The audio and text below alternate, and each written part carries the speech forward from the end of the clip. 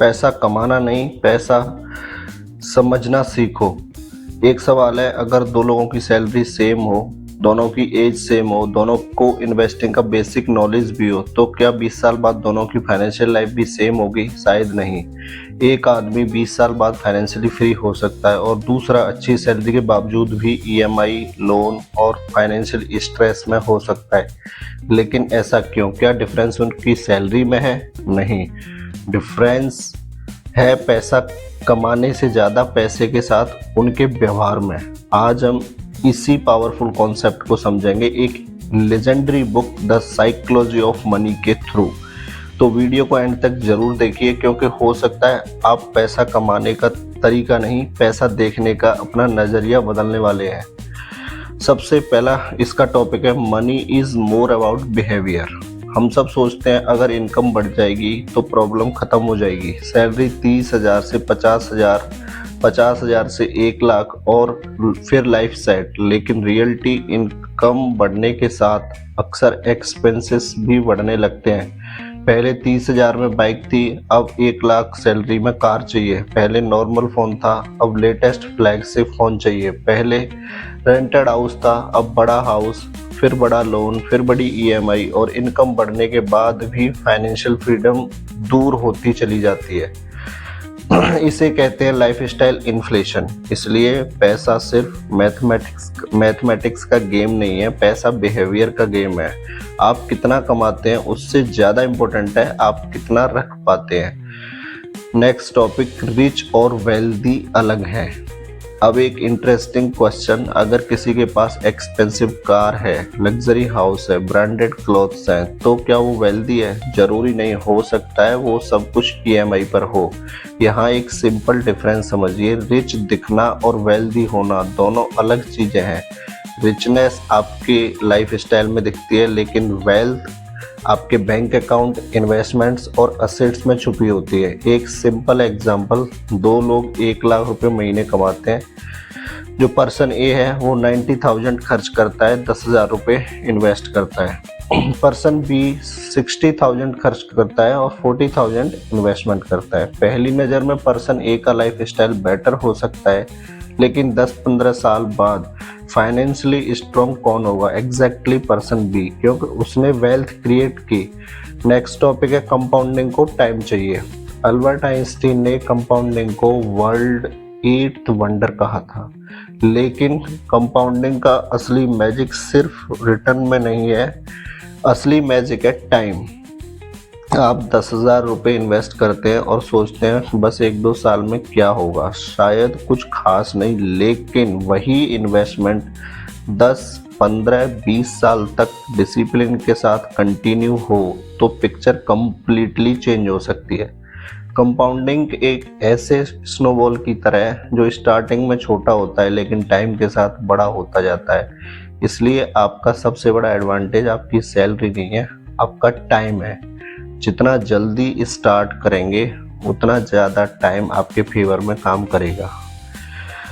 अब एक क्वेश्चन लेते हैं, अगर आपके पास आज 10 लाख रुपए हैं तो क्या फाइनेंशियली सिक्योर हैं? या अगर आपके पास 10 लाख नहीं है लेकिन आपके पास स्टेबल इनकम, लो एक्सपेंसेस, इमरजेंसी फंड और रेगुलर इन्वेस्टमेंट है, तो क्या आप फाइनेंशियली सिक्योर हो सकते हैं? आंसर है, फाइनेंशियल सिक्योरिटी सिर्फ आपके पास कितना पैसा है इससे डिसाइड नहीं होती, ये डिसाइड होती है आपके पास कितना कंट्रोल है। और इसीलिए पैसा सिर्फ वेल्थ नहीं देता, फ्रीडम देता है। अब next topic, the most valuable things money can buy is freedom. सोचिए, आपको कोई ऐसा जॉब करना पड़ रहा है जो आपको बिल्कुल पसंद नहीं, सिर्फ इसलिए क्योंकि ईएमआई है, लोन है, एक्सपेंसेस है, फैमिली रिस्पॉन्सिबिलिटीज़ है। अब इमेजिन कीजिए आपके पास इतना फाइनेंशियल क्यूशन है कि अगर कल जॉब चली जाए तो आप 6 महीने, 1 साल या उससे ज़्यादा सर्वाइव कर सकते हैं। अब आपके पास क्या है? सिर्फ पैसा नहीं, आपके पास है चॉइस, आपके पास है फ्रीडम। और शायद पैसा का सबसे बड़ा पर्पज यही है, एक्सपेंसिव चीज़ें खरीदना नहीं, अपने टाइम पर कंट्रोल पाना। नेक्स्ट है survival is more important then maximum returns. Investing में हम अक्सर पूछते हैं कितना रिटर्न मिलेगा, लेकिन एक और इम्पोर्टेंट क्वेश्चन है, क्या मैं मार्केट के डिफिकल्ट टाइम में टिक पाऊंगा।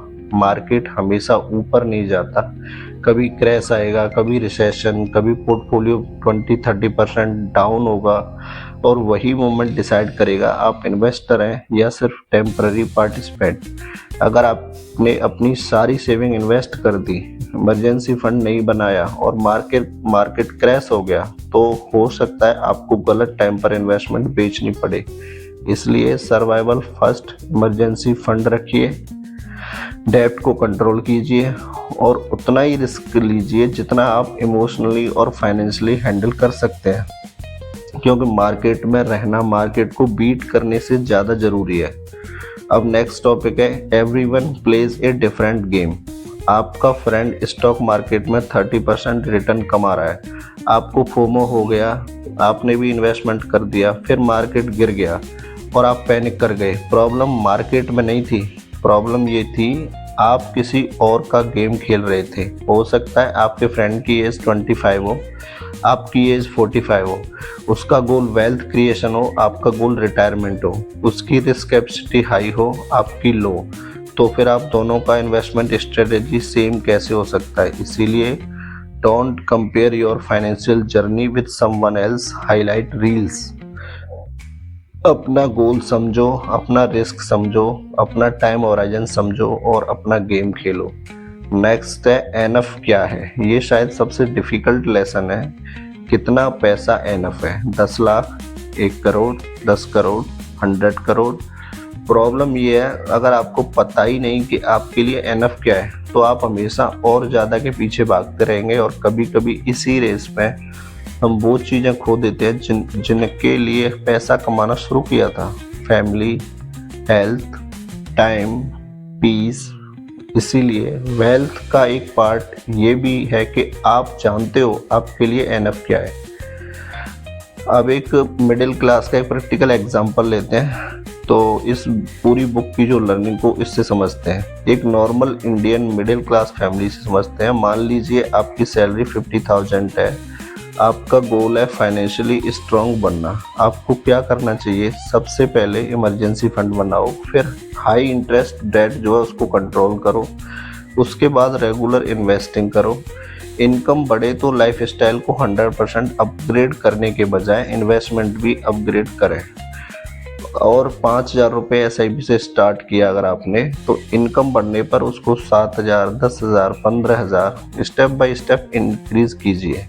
मार्केट क्रैश आए पैनिक मत कीजिए, लॉन्ग टर्म गोल याद रखिए और सबसे इम्पोर्टेंट अपनी फाइनेंशियल जर्नी को किसी और से कंपेयर मत कीजिए, क्योंकि फाइनेंशियल फ्रीडम एक रेस नहीं है, ये आपकी पर्सनल जर्नी है। तो अब एक लास्ट क्वेश्चन, आपको क्या लगता है अमीर बनने के लिए सबसे इम्पोर्टेंट क्या है? हाई सैलरी, हाई रिटर्न्स या राइट बिहेवियर?